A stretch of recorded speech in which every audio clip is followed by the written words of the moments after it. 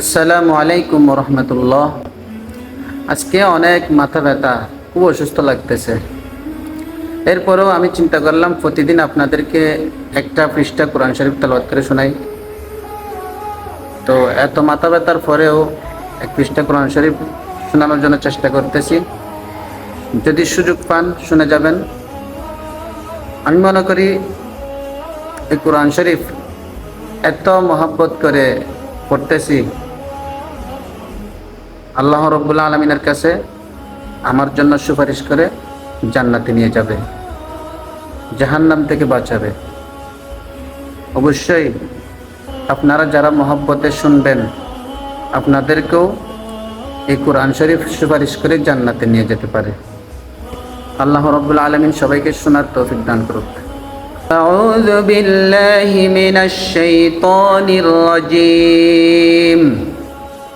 بسم الله الرحمن الرحيم.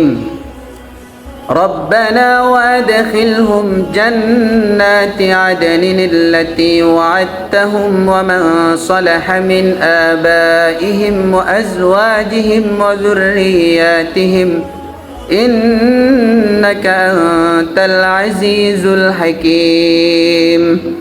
وقهم السيئات ومن تق السيئات يومئذ فقد رحمته وذلك هو الفوز العظيم.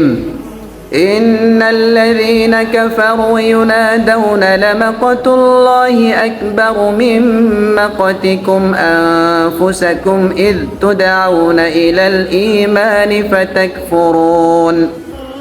قالوا ربنا أمتنا اثنتين وأحييتنا اثنتين فاعترفنا بذنوبنا فهل إلى خروج من سبيل.